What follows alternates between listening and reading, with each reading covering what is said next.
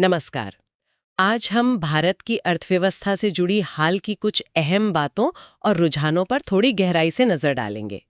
हमारे पास कई अलग-अलग रिपोर्ट्स और आंकड़े हैं, जैसे विदेशी निवेश, जीडीपी, शेयर बाजार। हाँ, गरीबी पर भी आंकड़े हैं, आरबीआई के कुछ फैसले हैं और सरकारी योजनाएं भी। बिल्कुल। तो इन सबको मिलाकर देखते हैं कि भारत की आर्थिक दिशा क्या दिख रही है, मतलब क्या तस्वीर उभरती है। जी। कोशिश यही रहेगी कि इन अलग-अलग जानकारियों को जोड़कर एक मतलब निकाला जाए। तो चलिए फिर शुरू करते हैं एफडीआई से, मतलब फॉरेन डायरेक्ट इन्वेस्टमेंट।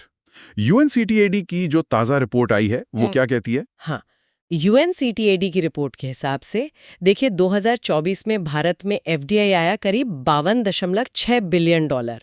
ये पिछले साल से थोड़ा कम जरूर है। ओ, थोड़ा कम हुआ है। हाँ, थोड़ा। लेकिन दिलचस्प बात यह है कि दुनिया भर की रैंकिंग में भारत की स्थिति सुधरी है। हम 16वें से 15वें स्थान पर आ गए हैं। अच्छा, तो मतलब वैश्विक स्तर पर शायद निवेश और भी कम हुआ होगा। हाँ, कह सकते हैं। ये दिखाता है कि शायद बाकी दुनिया के मुकाबले भारत फिर भी बेहतर स्थिति में रहा। वैश्विक एफडीआई प्रवाह 2024 में करीब 1080 ट्रिलियन डॉलर का अनुमान था। और भारत से जो पैसा बाहर निवेश के लिए गया, उसका क्या आंकड़ा है? हाँ, आउटवर्ड एफडीआई जिसे कहते हैं, वो करीब 24 बिलियन डॉलर था और इसमें भारत दुनिया में 23वें नंबर पर रहा। और ये निवेश कहाँ रहे ज्यादातर? किन सेक्टरों में? ज्यादातर जो रुझान दिख रहा है वो मैन्युफैक्चरिंग, आईटी और खासतौर पर रिन्यूएबल एनर्जी, मतलब नवीकरणीय ऊर्जा, इन क्षेत्रों में ज्यादा निवेश आ रहा है। ठीक है, ये तो हुई बाहरी निवेश की बात। अब थोड़ा देश के अंदर देखते हैं। सुना है जीडीपी को जो नापने का तरीका है, उसका आधार वर्ष बदल गया है। जी हाँ, ये एक बड़ा और अहम बदलाव है।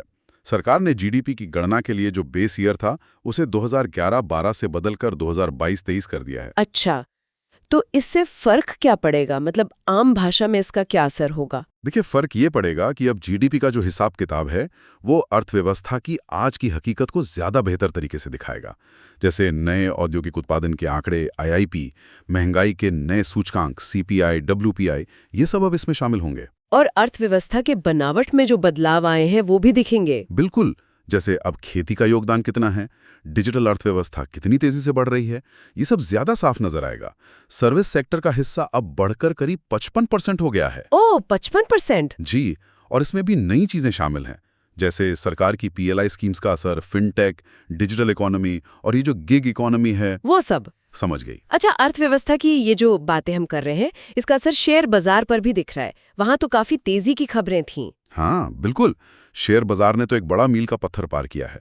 12 जून 2025 को बीएसई पर लिस्टेड सभी कंपनियों का कुल मार्केट कैपिटलाइजेशन, मतलब बाजार मूल्य, पहली बार 5 ट्रिलियन डॉलर के पार गया। 5 ट्रिलियन डॉलर, ये तो बहुत बड़ी रकम है।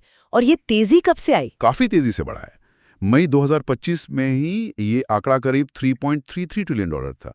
तो आप अंदाजा लगा सकती हैं। हाँ, जबरदस्त उछाल है। क्या ये सिर्फ बड़ी कंपनियों में ही दिखा? सेंसेक्स, निफ्टी में? नहीं, ऐसा नहीं है।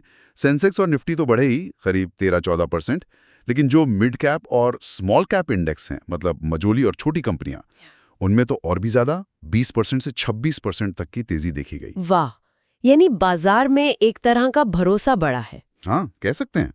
आंकड़े तो यही दिखा रहे हैं। ये तो हुई बाजार की बात, लेकिन जमीनी स्तर पर आम आदमी के लिए, खासकर गरीबी के मोर्चे पर क्या स्थिति है?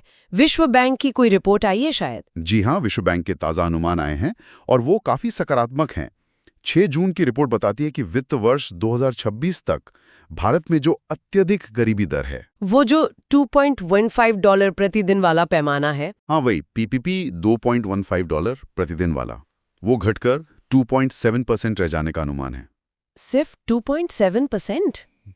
ये तो बहुत बड़ी कमी है। पहले कितनी थी? 2022-23 में ये 5.3% थी। और अगर आप थोड़ा और पीछे जाएं, 2011-12 में, तो ये 27.1% थी। तो गिरावट वाकई बहुत तेज रही है।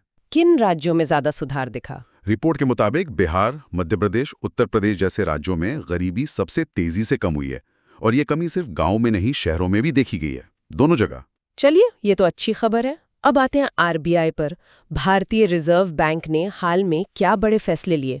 आरबीआई ने 6 जून को अपनी मॉनेटरी पॉलिसी रिव्यू में रेपो रेट में कटौती की, 25 बेसिस पॉइंट्स की। अच्छा, 0.25%। जी हाँ, तो अब रेपो रेट 5.5% हो गया है। शायद अर्थव्यवस्था को थोड़ा और सपोर्ट देने के लिए। और साथ ही उन्होंने महंगाई का जो लक्ष्य रखा है अगले साल के लिए, वो 3.7% है, CPI महंगाई। तो ये तो उनकी जो सहनीय सीमा है 2 से 6%, उसके अंदर ही है। बिल्कुल, उसके काफी अंदर है। एक और बड़ा कदम उन्होंने रुपए को लेकर उठाया है। हाँ, रुपए के अंतर्राष्ट्रीयकरण की बात चल रही थी। जी, 29 जुलाई को RBI ने एक अहम फैसला लिया। उन्होंने विदेशी संस्थाओं और जो नॉन रेसिडेंट हैं उन्हें भारतीय बैंकों में रुपए में वॉस्ट्रो खाते खोलने की इजाजत दे दी है। वॉस्ट्रो खाते, इसका मतलब क्या हुआ आसान भाषा में? सीधे शब्दों में कहें तो अब विदेशियों के लिए भारत के साथ रुपए में व्यापार करना, लेन देन करना ज्यादा आसान हो जाएगा। कोशिश यह है कि डॉलर पर जो निर्भरता है वो थोड़ी कम हो और रुपए का इस्तेमाल बढ़े। और इसी बीच विदेशी मुद्रा भंडार का क्या हाल है? वो भी बड़ा है। 29 मई का आंकड़ा देखें तो वो $76.25 बिलियन था। ठीक है। और अंत में सरकार की तरफ से भी कुछ नई योजनाएं शुरू हुई हैं। हाँ, 2 खास योजनाओं का जिक्र जरूरी है। एक है SMP ECI योजना जो 2 जून को शुरू हुई। इसका मकसद है भारत में इलेक्ट्रिक पैसेंजर कारों का निर्माण बढ़ाना। अच्छा, EVs के लिए? जी, इसमें बड़ी विदेशी कंपनियों को भारत में निवेश करने के लिए प्रोत्साहित किया जा रहा है। कम से कम $500 मिलियन का निवेश करने पर आयात शुल्क में छूट जैसे फायदे मिलेंगे। और दूसरी योजना? दूसरी है एशियाई विकास बैंक यानी ADB की मदद से। ADB ने भारत में शहरी विकास के लिए अगले 5 सालों 2025 से 2030 के लिए $10 बिलियन की योजना घोषित की है। इसमें किस तरह के प्रोजेक्ट्स होंगे? इसमें शहरी गरीबों के लिए घर बनाना, RRTS जैसे तेज ट्रांसपोर्ट सिस्टम, मेट्रो रेल का विस्तार और साफ पानी की सप्लाई जैसी चीजें शामिल हैं।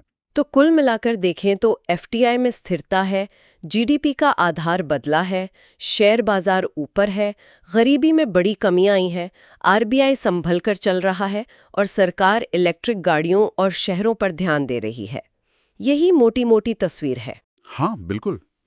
ये सारे घटनाक्रम मिलकर यही दिखा रहे हैं कि अर्थव्यवस्था में विकास पर जोर है, ढांचागत बदलाव हो रहे हैं और दुनिया के साथ जुड़ने की कोशिश जारी है।